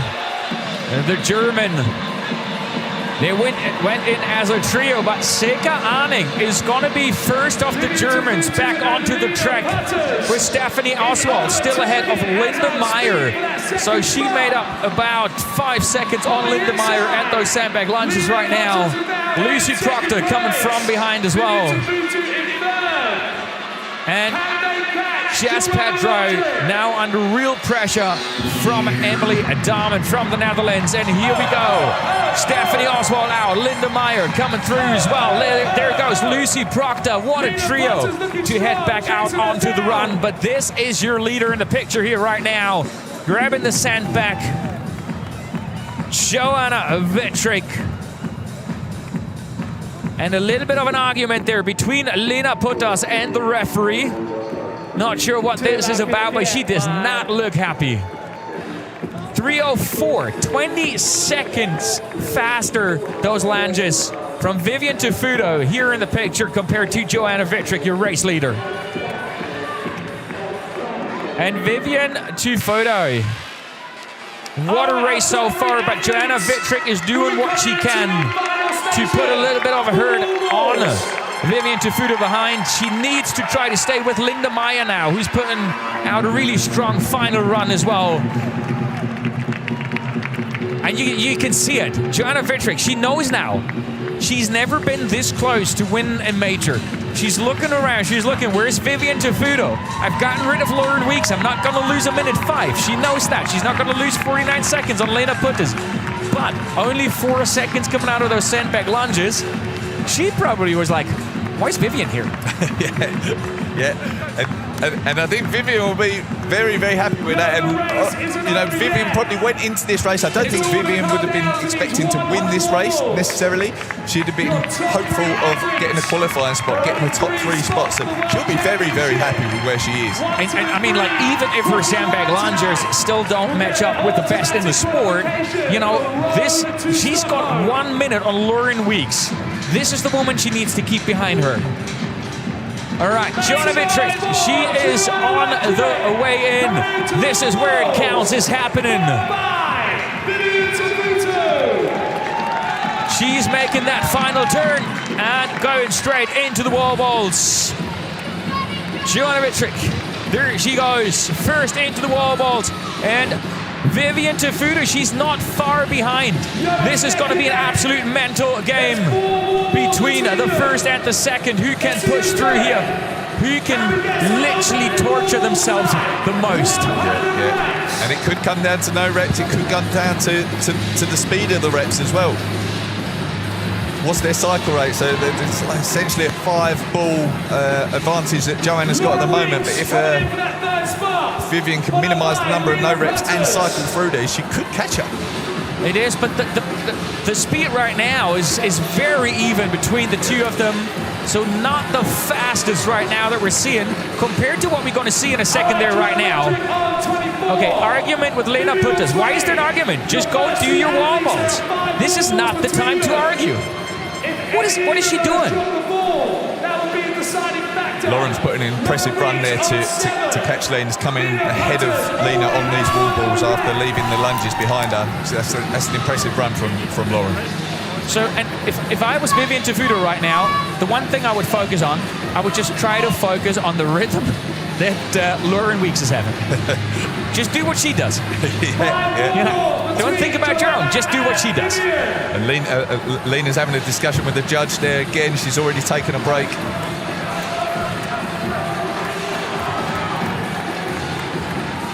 So now this is something she's going to learn from this race. No matter what happened out there, no matter if there was a penalty or whatever it was, you argue after you finish your race. She is wasting very valuable time right now and also nerves. And look, she seems to be on edge now. Her face, to me, is showing a lot of frustration. Joanna Wittrich, 58 wall balls in, but look at that. Next to her, Vivian Tefudo. She is still only 5 behind. They're doing the same thing right there. Despite 4 no reps as well that Vivian's had. So those 4 reps are really good stuff because they'll be almost level. She would be right there. If she didn't no rep them, she would be right there with Joanna Wittrich. She's not in the best position for a sprint to the finish line. All right, this is something we might be seeing this year as well. Everybody's seen the Sean Noble drama in Glasgow. It might just come down to the sprint. We've seen it in the women's for the roll down positions. Who's going to go in and not? Look at that. This is incredible. Vivian Tefudo has not dropped the wall ball. She is proving us wrong that this is not her station. She's really done her homework in winter. This is amazing to watch. But Joanna Wittrich, she's going to take this win. She's going to push through. She did what she had to do. She got pressured by a different athlete than she expected. Another American, but it wasn't Lauren Weeks. It was Vivian Tefudo. But she is in those final 2 wall balls now. 99, 100. Joanna Wittrich is making the point of, I am the woman to beat this season. Your champion at the major here in Hamburg. And boy, look at that face. Is she over the moon? And Vivian Tefudo, I want to see that face. Vivian Tefudo punching the ticket to the Worlds. That's it, ticket in the pocket, done and dusted. It's brilliant from those first two. Brilliant throughout the race, but especially on those wall balls. I think they went unbroken. Those few no reps cost Vivian a little bit, maybe cost her the win. I still think Joanna would have grabbed it, but super impressive from them both. All right, so we're seeing at the bottom there right now, looks like Lena Purtis is getting a 3-minute penalty. This is what we reviewed by the VAR. There's no doubt, but this is whatever happened out there. This is what ruined her race without a doubt. But look at Joanna Wittrich. She is over the moon, and here goes, look out, here goes Lauren Weeks. And then, so now, hold on. This is the one that matters. The next position. Well, no, the top 3 spots have been claimed now. So there's Joanna, Vivian and Lauren have booked their spots in Stockholm now. Where this does matter now, though, is for time for these ladies, as well as prize money. But for time, they want to get a time that helps them qualify for future majors. And it's the average of their 2 best times. And these are impressive times. Those top 3 have gone sub 60. And so can they put in a time here that helps them race in future majors? So that 3-minute penalty for Lena there certainly could be costly. And yeah, look, she's having to wait there for 3 minutes in that penalty box area. So I assume what happened here, there you go. This is drama for Lena Putter, so much drama. And I mean, just look at the story. She's qualified. This is heartbreaking to see. She's qualified for the major in Hong Kong. She's on site, she's injured, she can't start, she fights her way back. Here she is at the major. The rookie that on paper would have had the best shot off them all to go straight through to the World Championship. And now she can't even post a fast time. This is heartbreak all over again for the Belgium. Sika Anning, she is across. What an incredible race for her as well. Stephanie Oswald in the picture on the left-hand side next to Lucy Proctor. Mighty impressive race in there for her as well. Though 10 no reps is going to be very costly for her. Linda Meier, really strong finish at the wall balls here as well. And Lucy Proctor. Oh, look at that, Jess Petro. Out sprinting Lucy Proctor there. Across the line. And Stephanie Oswald, 12 no reps. I think she's going to go back to the wall ball drawing board. I mean, so is Melanie Maura at 20 no reps right now. And Lena Putter's just sitting there. Sarah Pajani is on her way to the finish line. Just sitting there. All right, sorry, Greg, after what we've seen here. Wow, we're going to watch those women cross the finish line, but that was impressive. That was impressive, really impressive from Joanna from the start. Really, she went out strong, and some other athletes went with her. But getting through those sleds, looked super strong early on, and just held that throughout. Consistent run times throughout, unbroken on the wall balls at the end. So yeah, very, very impressive start to the season for Joanna. And now she's booked her spot in Stockholm. She's already broken a pro doubles world record along with Jess Petro this season. So very, very impressive start from Joanna, and we're only in October. Sorry, this just breaks my heart. Absolutely breaks my heart seeing Melanie Maura is now on the way towards the finish line there. So from what I understand is she missed a lane at one of the workout stations. Danello, who started off so strong, and Calypso Sheridan, our two final athletes out there. Danello done in a second. Just going back to what I was saying though, these are some very fast times that these ladies have put in. So even outside the top 3, some fast times that would have helped to improve their overall average time to qualify for a future major. Yeah, Lena Putt, as you can see it, the only thing she wants to do is get out of here, not even sticking around. Just highlighting here. And Calypso Sheridan She's going to be our final athlete there, taking another little break.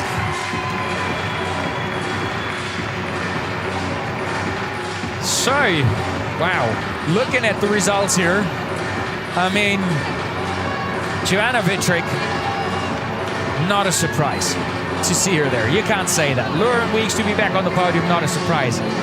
Vivian Tafuto. Yeah. What happened? Vivian's always had the potential. She went through a phase of finishing fourth in a lot of races, and then we always wanted to see her push on, wondered whether she could push on, and we didn't quite see that last season. She did put in some impressive times, and you know, did, I think maybe was 7th in Chicago, but certainly wouldn't have predicted her to get that top 3 spot today. And yeah, came out and like we touched on, looked great throughout all of the stations. We've seen her good on the ergs before, we've seen her good on the sleds, but when she got to the burpees, she was absolutely flying through those burpees, and the lunges as well. Was it a 3:08? She got on the lunges, just stepping through, so calm, so composed, so like energetic. So yeah, very, very impressive start to the season from Vivian for sure. And then look at Sika Arning coming in at 4th. We've seen the drama last season of Sika Arning basically not coming through at the finish line. You know, completely losing it. I mean, out-of-body experience. And there she is in the picture. One happy woman now. She goes into off-season. She joins Linda Meier's coach. And something's gone right. Yeah, really has. And hey, Joanna Wittrich, she dominated this race here. She did whatever she had to do in that off season, and Lauren is down with her to find out what it was. Still, Joanna, that was utterly an unbelievable performance. What a way to kick off the road to Stockholm. Talk me through your off season and the inspiration to that performance. Honestly, like I was saying before the race, my off-season was a very unlinear prep, I would say. I'm a bit of a perfectionist, and it wasn't the most perfect prep. I had some niggles, I did a marathon, did really well there, had some more niggles, got a world record with Jess, and then now I'm here. So, like, the prep was very up and down, and there was a lot of highs, a lot of lows, but I'm so proud of the performance I did out there, and what a way to kick off the season.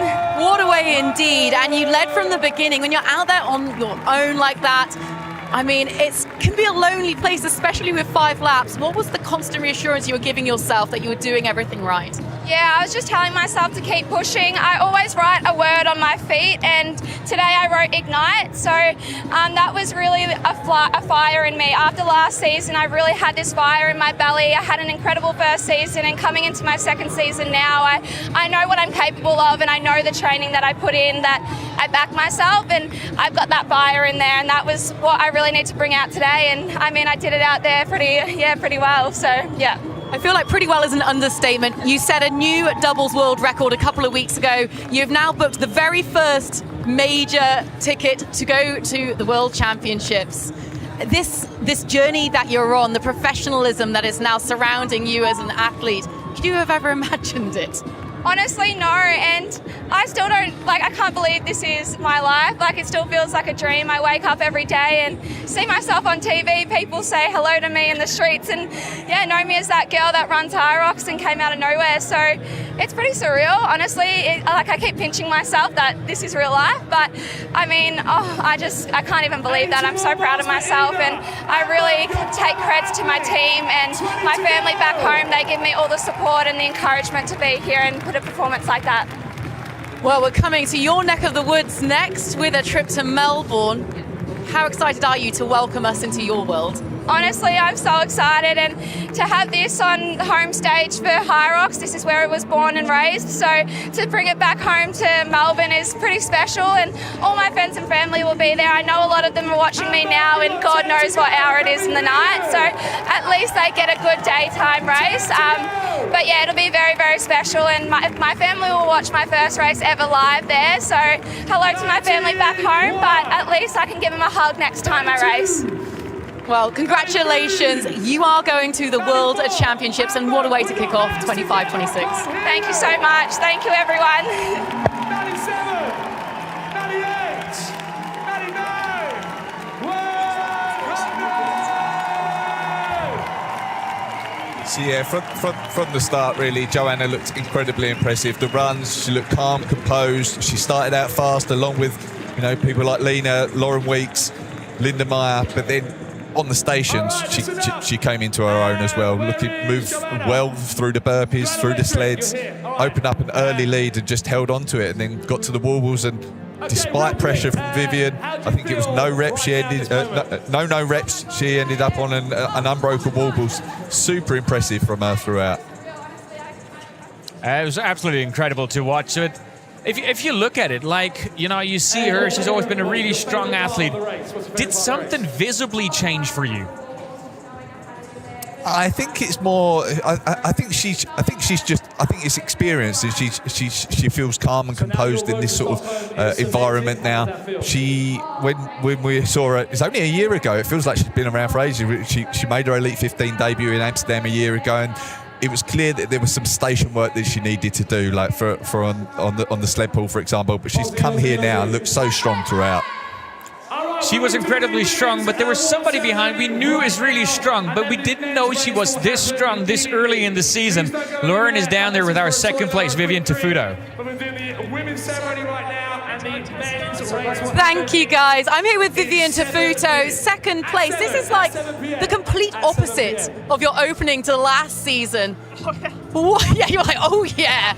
What has changed? Well, you know, last season, something I've learned about myself is just because I can train a certain amount of volume doesn't mean that I should. That wasn't so much the case for last year, but that's something I've learned in general. Coming into this taper, I didn't feel like I was waiting with bated breath for the taper. Like, I felt fine and good and everything, and that was really nice to kind of come in not feeling super drained, just feeling fresh and excited. And so yeah, that's a big change. I changed coaches, which was helpful. Obviously, I love the THE a lot. So yeah. Amazing. We know you as an erg athlete. Like, Vivian's gonna smash the ergs. When did you turn into a burpee queen? Oh my God. So I don't think it's so much of the burpees. I think it's managing the effort. I mean, if you saw me on that run, I was one of the last people on that first run. So I like I said this before in Glasgow, but I really need to scale back what I think I can do those first few runs and first few stations, and then if I can come into the burpees not smashed, I can do them fine. So it's energy management more than anything. It was absolutely brilliant to watch the battle. Whilst Joanna Wettrick was out front, you were reeling her in. Was there a point in which you thought you might get her, especially when we came into the warbles and there were like 8 between you?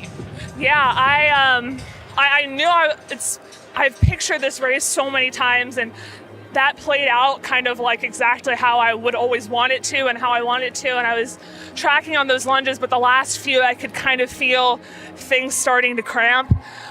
So I got a little scared on the last few lunges, and then should have attacked that last run a little bit more, but you know, like that I worked really hard and she worked really hard, so it was just a really great race and an awesome confidence builder. And a lot of the times you can work really hard, have a great training cycle, and it just doesn't come together. It's not your day, so it's really nice and very uncommon to be able to put it together here. So it's nice to have that happen today. You were epic out there. Congratulations. Go and enjoy some downtime. Thank you, I will. Yeah, no Melbourne for me. I'm not doing the 24-hour flights. God bless. So I will see you guys hopefully in Phoenix. We'll see you in Phoenix. Congratulations. We'll head back on up to Till and Greg. I'm sure we will see her in Phoenix after what we've seen here.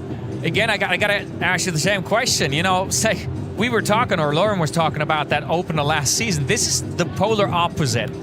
Yeah. From your point of view, what's different?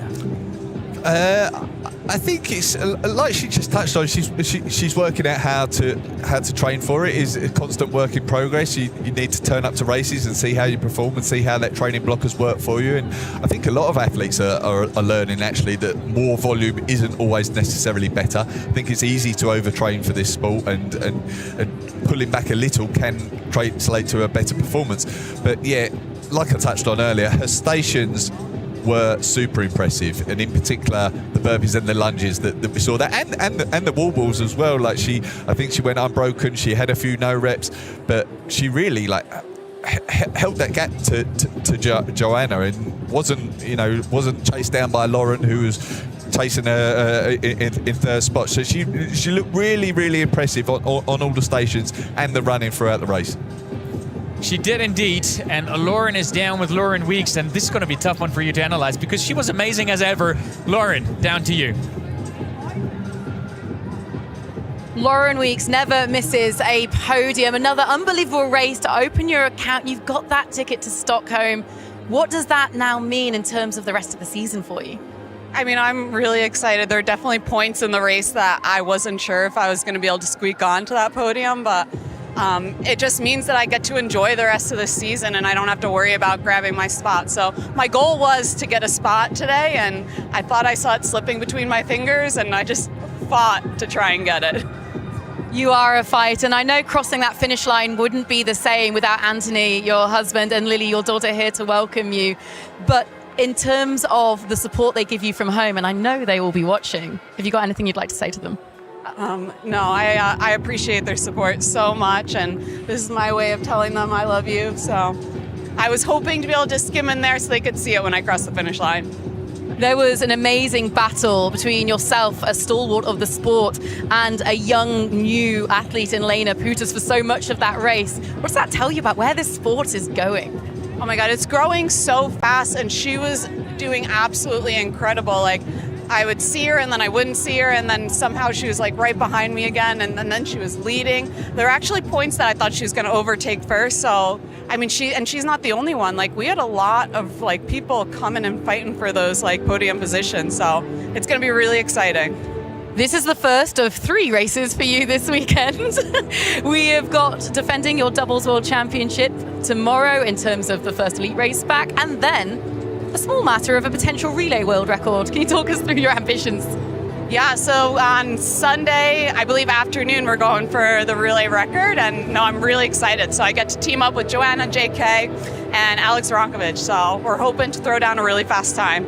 We can't wait to see. Well, congratulations, Lauren. We will see you at the World Championships and, of course, the rest of the majors as we head back on up to Till and Greg. Lauren Weeks, incredible performance. And to me, one of the weirdest things is she's Lauren Weeks. To like hear that nervous voice saying, I really wanted to get that World Championship spot. It's like, in my head, that's a given. Yeah. But, you know, going into the majors early in the season and getting that qualifying spot early in the season, it is a huge advantage. It can change your season if you're not constantly chasing it. But yeah, you would have expected Lauren to claim that spot today. And she's a gutsy competitor. You can never count her out. It looked like she was in tough spots at times, especially in a battle with Lena Putas, who kept passing her. But she never gives up, and she knows she's got those wall balls at the end of the race that she can rely on and typically go unbroken for. Something I really enjoyed, I got to say, is to see her not struggle as much as the push as we've seen in a couple of races in the past season. She was there and she had a very good run straight after, which was amazing. Yeah, she did. But yeah, you're right. When she's lost races or when she's lost time in races, it has been on the sleds lately, in the sled push and the sled pull. But she looked like she's come back much stronger this season on those areas. So we've seen a Joanna Wittrich sort of kind of where we expected her in the top 3. We've seen Lauren Weeks back to being incredibly consistent. We've seen Vivian Tufudu saying, let's not do what we did last season and punch in that ticket for the World Championship. But we've also seen the drama. We've seen Lena Putas, the first victim of the new penalty rule. 3 minutes of hanging out there and just watching the competition go by. And we've seen the VAR in play for the first time with Melanie Maura, who thought she had a penalty, but then it was reviewed. It wasn't. This was an incredibly exciting start. Take a look at the results of what we've seen here. Joanna Wittrich, you see the cue for she's qualified. Vivian Tufudu, Lauren Weeks, they've gone through. Sika Arning, Linda Meier with a late move. She was really kind of up and down in the race. Jess Petro, super, just consistent. Lucy Proctor, that was basically a Lucy Proctor race, to be honest. Sarah Pergiani coming in the last half, that's not going to surprise you as well. We've seen a very strong Stephanie Oswald, who came in 10th, who just needs to work on the wall balls a little bit, but she looked like she just left everything out there, was just didn't have the power anymore. Melanie Maura with a little bit of drama. Lena Putas with a lot of drama. She'll be back with a vengeance. 3 minutes slower than her qualification time. Danello, the rookie, who was there at the front but then paid a little bit. Calypso Sheridan and Ida Matilda Stainscott coming in 15th. And here they are. on the podium, on the top 3 are women. Congratulations, ladies. Hamburg, the next It's been a fantastic race. Greg, your quick summary. Super exciting start to the season. We've seen people like Joanna and Lauren claim their spots like you might expect, but then we've seen some other new athletes and people like Vivian come in and put in super impressive performances early in the season. So yes, setting out to be a really, really exciting season. A really exciting season for good reasons. We have a lot of changes. You've seen the new penalty rule. We've had the drama. We've had the excitement. We've promised you bigger, better, faster, more exciting. And I think that's exactly what we've seen. And the great news for everybody out there is in just about an hour's time, we're going to do it all over again with the men. Join us and otherwise enjoy the evening.